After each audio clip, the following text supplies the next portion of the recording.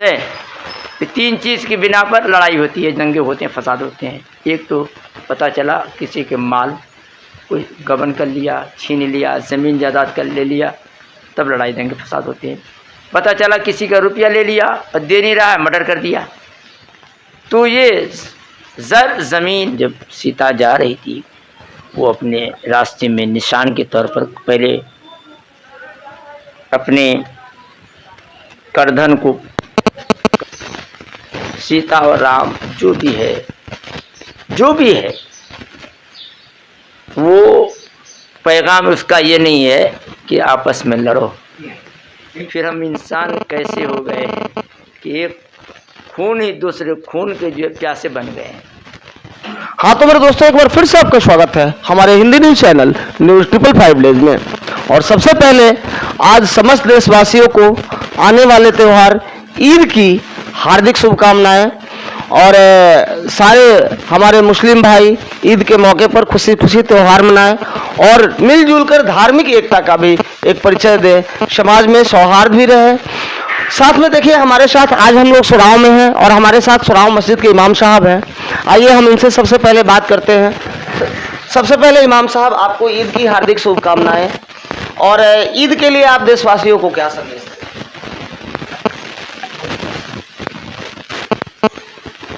अस्सलाम वालेकुम वरहमतुल्लाहि वबरकातुहू।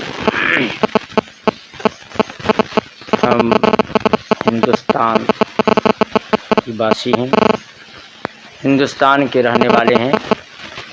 हम तमाम हिंदुस्तान के सभी लोगों को आने वाले ईद की मुबारकबाद पेश करते हैं। और इस मुबारक महीने में और इस मुबारक त्यौहार के दिन हम अपने मुल्क के अमन व चैन के लिए दुआ करते हैं कि हमारे मुल्क में अमन व चैन, शांति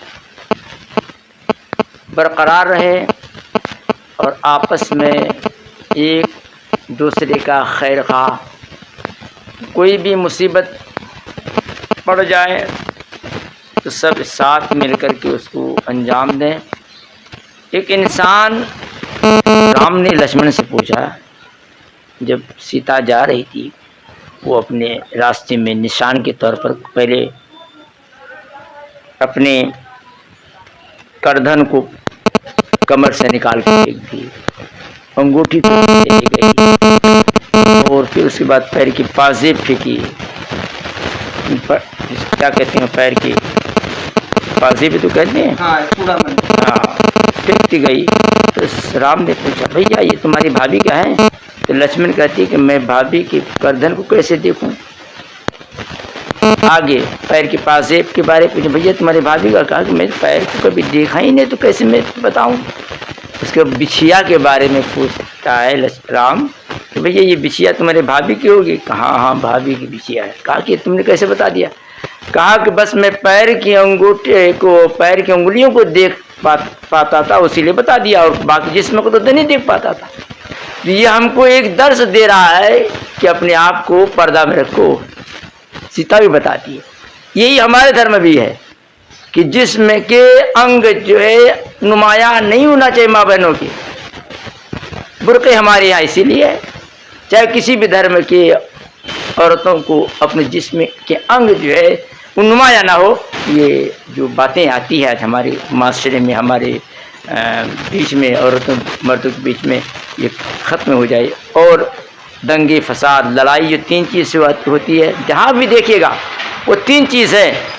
तो तीन चीज़ की बिना पर लड़ाई होती है, दंगे होते हैं, फसाद होते हैं। एक तो पता चला किसी के माल कोई गबन कर लिया, छीन लिया, ज़मीन जायदाद कर ले लिया, तब लड़ाई दंगे फसाद होते हैं। पता चला किसी का रुपया ले लिया और दे नहीं रहा है, मर्डर कर दिया। तो ये ज़र ज़मीन, ज़र से मुराद माल, माल से कत्ल होता है, माल के बिना पर कत्ल होता है, ज़मीन के बिना पर कत्ल होता है, और जन औरत की वजह से कत्ल होता है। आप जितने भी मीडिया में आप जितने भी देख रहे, फला औरत की वजह से कत्ल हुआ, फला औरत के अपने शोर का कत्ल हुआ, ये औरतें असबाब बनती है कत्ल की। दौलत बनते हैं कत्ल के असबाब, ज़मीन बनते हैं कत्ल के असबाब। और यही चीज़ें को हम लोग अगर दूर करें, इसके लालच को ख़त्म करें।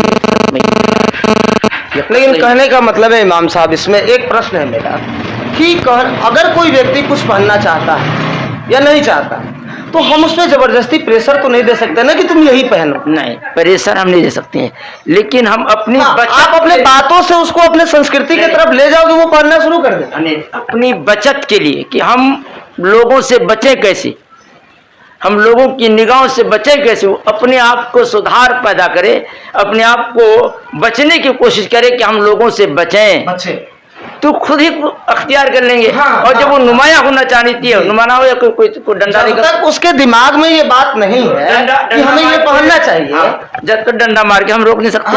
तुम्हारे धर्म में क्या कहती है, धर्म के लोग कैसे पहने थे, उसको पहनोगे तो अच्छे रहोगे। धर्म की बात करो, धर्म के बिना पर रहोगे तो अच्छे रहोगे, धर्म से हट के चलोगे तो तुम डंडे खाओगे, है ना। बिल्कुल। अब बात ये हुई है हमारे मुल्क में, जो कहीं दंगे फसाद होते हैं तो पता चला पुलिस की गाड़ी को जला देते हैं, बसों को जला देते हैं। ये क्या होता है, तुम अपना ही नुकसान करते हो। घर के एक सामान अगर टूट जाए तो अपना नुकसान होता है। घर की एक बोतल टूट जाए, खराब हो जाए, जल जाए, ये कुछ एक किताब पड़ जाए, एक सामान टूट जाए, तो अपने घर के जो है तुम्हारा एक सामान कम हो गया। इसी तरह से अगर तुम दंगे फसाद में मुल्क के, देश के एक गाड़ी जलाया, एक पुलिस वाले गाड़ी जला दिया, एक बस जलाया, ट्रेन जलाया, पटरी उखाड़ दिया, तो देश की कमी किया तुमने, देश को नुकसान पहुंचाया। और देशभक्त इसमें नहीं होता है।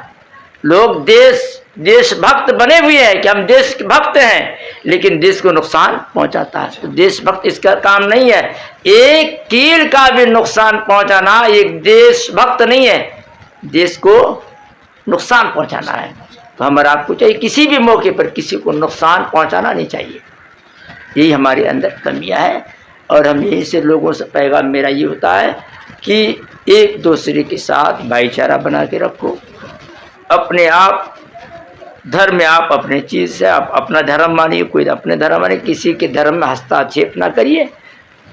हम किसी को कुछ नहीं कहेंगे, लेकिन आपस में मोहब्बत बनाए रखो। और अच्छा इमाम साहब, ऐसा देखा जाता है कि अपने देश में, मैं एक धर्म की बात नहीं कर रहा हूँ, सारे धर्मों में आपको एक ना एक व्यक्ति ऐसा दिख जाएगा जो धर्म के नाम पे आक्रामकता फैलाता है। हर धर्म में ऐसे ना कुछ लोग हैं, क्या कहेंगे आप उन लोगों के बारे में? ऐसे लोग समाज सेवा से वो दूर रहा करते हैं। वो धर्म को मुकम्मल जानते नहीं है कि धर्म किसे कहते हैं। अगर जान जाए, आज जैसे कि धर्म गुरुओं के अंदर कुछ गुरु ऐसे हैं जो धर्म के बारे जानते हैं, और कुछ गुरु ऐसे हैं सिर्फ नाम के गुरु बन गए, धर्म के ज्ञान है ही नहीं कि धर्म क्या चीज़ है। अब मैं आपको क्या बताऊं, मैं भी टोपी वाला, कोई भी टोपी वाला है, तो क्या टोपी वाला कुर्ता वाला सब बराबर हो जाएंगे? नाम के कुर्ता है, जुब्बा पहन लिया है, टोपी लगा लिया, कुर्ता पहन लिया, उसके धर्म के बारे में कुछ पता ही नहीं है। लेकिन आप और हम समझेंगे तो वो धर्म के बहुत बड़े गुरु हैं। इसी तरह और भी लोगों में पीला कपड़ा पहन लिया, छोटा छोड़ दिया, पीला लिबास बना लिया, धर्म का गुरु बन गया। तो धर्म लिबास पहनने से धर्म का गुरु नहीं बन सकता है, ज्ञान से धर्म का गुरु बनता है। बिल्कुल। तो ऐसे आदमी धर्म का गुरु जो कहलाता है वो एक नाम का होता है, हकीकत में गुरु नहीं होता है। उसका काम है लोगों के बीच में उन्माद पैदा करना, धार्मिक फायदा होता। उसको पता ही नहीं कि धर्म क्या चीज है, धर्म की हकीकत क्या है। अभी बताइए, पहले हर धर्म वाले कहते हैं कि हम स्वर्ग में जाएंगे, कोई नर्क कहता है? नहीं। क्या हम नर्क में जाएंगे? नहीं। अब सोचो कि नर्क वाला काम कैसा है। क्या एक आदमी को कत्ल करके, मर्डर करके वो स्वर्ग में जा सकता है? न नर्क का काम करता है वो। किसी के माल को हड़प करके वो स्वर्ग का काम करता है कि नर्क का काम करता है? करते हो ना काम जो नर्क का, और सोचते हो स्वर्ग में जाने का। सोचो पहले तो काम आप अच्छा करो, काम बेहतर करो, जिससे आपका नाम हो जाए, जिससे आपको लोग समाज में अच्छा समझे। उसी का नाम इंसान होता है। इंसान तो ये बुत है। लेकिन इंसानियत बहुत कम है। मेरा ये पैगाम तमाम हिंदुस्तान के तमाम लोगों से मेरा यही पैगाम रहता है कि भाई अपने आपस में मोहब्बत बनाए रखो। अब हमारे अंदर एक कमियां बहुत हैं, बहुत सारी कमियां हैं। कोई बिहार के तो एक बिहारी बाबू है, कोई यूपी हो तो भैया है। ये भी जुमले अच्छे नहीं होते हैं। ये क्या है? हमारा धर्म ये नहीं बताता है कि तुम बांटो। धर्म तो ये कहता है कि आपस में मोहब्बत के साथ रहो। हाँ, काले गोरे का इम्तियाज नहीं है। हाँ, नाटे लंबे का इम्तियाज नहीं है। हम तो सब बराबर हमारे में। हमारा आपको रब अल्लाह तबारक तआला ने पैदा किया। जब पैदा किया है तो पैदा करने वाला हमको अच्छा पैदा किया है। और तुम कौन होते बुरा कहने वाले, काले और बुरे कहने वाले? तुम कौन होते हो आपस में ना इत्तेफाक डालने वाले? तो हमारा आपको अपने अंदर जो एक ज्ञान जो होना चाहिए, ज्ञान आ जाए, इंसान के अंदर इंसानियत आ जाए। यूं तो बहुत ही धर्म के गुरु बने बैठे हैं, लेकिन ज्ञान नहीं देते हैं। सिर्फ नाम के धर्म गुरु बने हैं, तो नाम वाला इख्तलाफ हो जाता है। आप बहुत जगह पे जाते होंगे, बहुत कस्बे, शहर, हाँ, देहात, हर जगह आप घूमते होंगे, लेकिन जो शिक्षित लड़का होगा वो कभी लड़ाई दंगा पे नहीं जाता है। जाता कौन है? जो शिक्षित नहीं होता है। वो उसको पढ़ने से मतलब होता है, उसको अपने रोज़ी से मतलब होता है। और जो पढ़ा लिखा नहीं है, सोचा कहीं दंगा हो जाए, लूट मार के कुछ खा लें, और लूट की तैयारी में रहता है। और वही इधर उधर की बहकावे बातें करके भड़काऊ बयानबाजी करता है। अच्छा, एक बात बताइए इमाम, नहीं है एक बात और बयान करता है। इमाम साहब, आज मौजूदा जो सरकार है आपकी उत्तर प्रदेश में, योगी आदित्यनाथ जी की सरकार है और दूसरी बार ये सरकार आई है, और ये पहली सरकार है, ऐसा देखा गया उत्तर प्रदेश में कि कोई भी सीएम गौतम बुद्ध नगर जाके दोबारा फिर बैठा नहीं है कुर्सी पे। और योगी आदित्यनाथ पहले ऐसे सीएम रहे हैं जो गौतम बुद्ध नगर गए भी और यूपी की जनता ने कुर्सी पे बैठाया भी। गौतम बुद्ध नगर हम नोएडा उसको बोलते हैं हम लोग। वहां जाने के बाद कोई भी मुख्यमंत्री दोबारा आपकी कुर्सी पे नहीं बैठे, लेकिन योगी आदित्यनाथ बैठे। ये कहें, ये कैसे? हाँ, ये है, इसका ब्यौरा है। वहाँ नहीं जाते? नहीं जाते हैं लोग। ये गए और सरकार बनी, फिर भी सरकार बनी, जो गया उसकी नहीं बनी आज तक। अच्छा, ये एकदम इतिहास है उत्तर प्रदेश का। ये पहले ऐसे मुख्यमंत्री है कि वहां गए भी और सरकार भी बनी। आपका आकलन क्या है मौजूदा सरकार के बारे में? मौजूदा सरकार के बारे में हमारा क्या है? देखिए, इसको आप भी जानते हैं और मैं भी जानता हूँ, किसी से कुछ छिपा नहीं है। बस देखिए, किसी भी देश का, किसी भी मुल्क का, किसी भी प्रांत का मुख्यमंत्री होता है तो किसी एक का नहीं होता है, सभी का, सबका। तो हमारा भी है, आपका भी है, सबका है। और नहीं, वो तो ठीक है, लेकिन कार्य पद्धति से तो आप संतुष्ट है ना? धर्म के बारे में किसी के धर्म से वो जुड़ा नहीं होता, वो सबके बराबर होता है, चाहे वो प्रधानमंत्री हो। प्रधानमंत्री सबको प्रधानमंत्री है।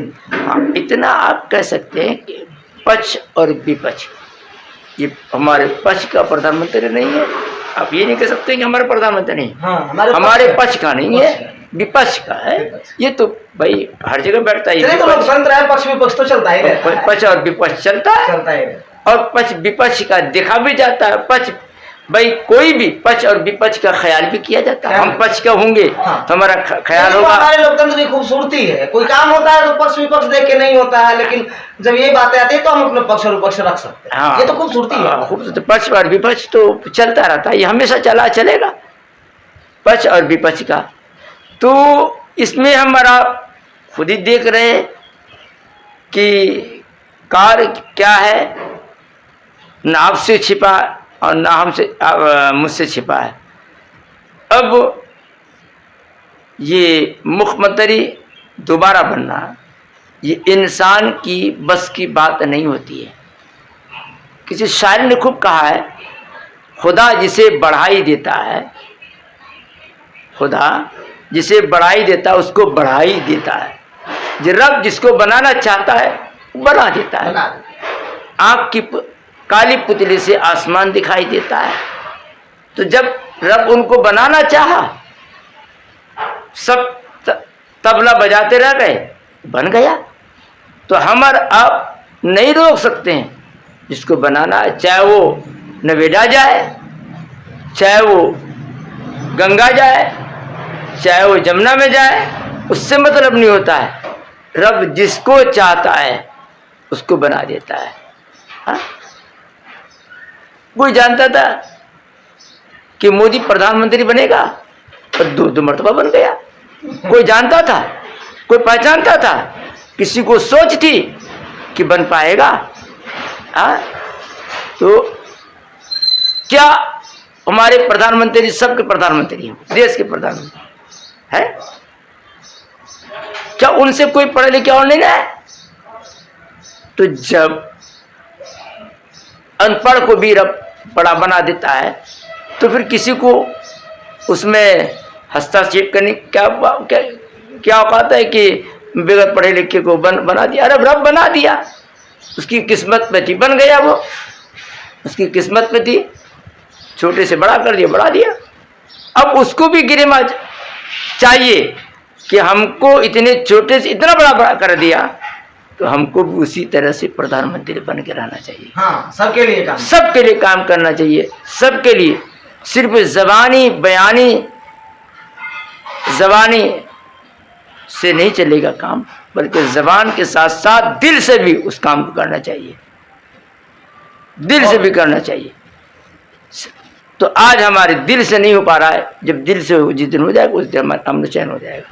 सिर्फ जबानी तो कहते हैं कि हाँ हमने सबके लिए किया, लेकिन दिल से वो अगर जिस दिन कह देगा तो परेशानियां दूर हो जाएगी।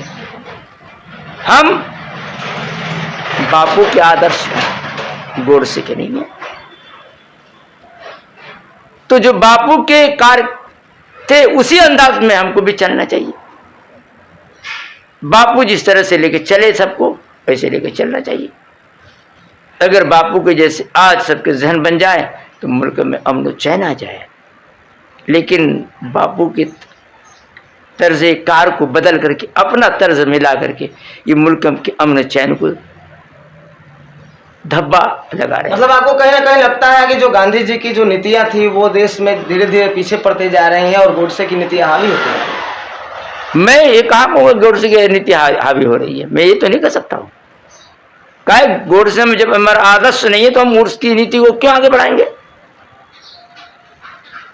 किसी जालिम की जुल्म को हम बढ़ावा देंगे?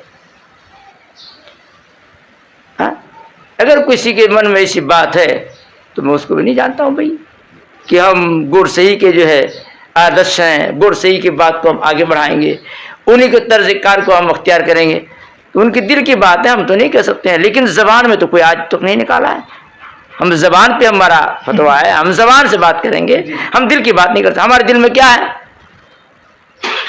आप क्या किसको पूछते हैं, मैं किसको पूछता हूँ, बता पाएंगे आप? बोलिए। जब आप मंदिर में जाएंगे तब जाना जाएगा ये मंदिर की पूजा ये है। हम मस्जिद जाएंगे तब तो मस्जिद, हम अगर टोपी उतार दें, कुर्ता उतार दें तो कोई पहचान पाएगा दिल से।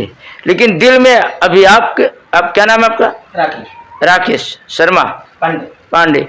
तो आपके दिल में राम है, हमारे दिल में अल्लाह है। दिल में है ना ये। अभी हम थोड़ा तस्करा करेंगे, राम राम आप करेंगे या मैं अल्लाह ला करूंगा। बातें इंसानियत इंसानियत होगी कि राम रहीम की बात चलेगी यहाँ।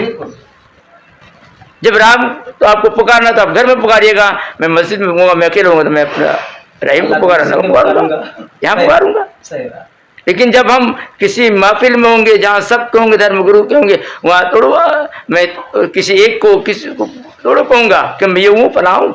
लेकिन ऐसा भी हमारे संस्कृति में देखिए इमाम साहब, ऐसा भी हुआ है कि हमने अल्लाह को पुकारा है और आपने राम को पुकारा है। ये भी तो धार्मिक सौहार्द का एक अच्छा एग्जाम्पल है। अरे कहीं नहीं भैया, मैं अभी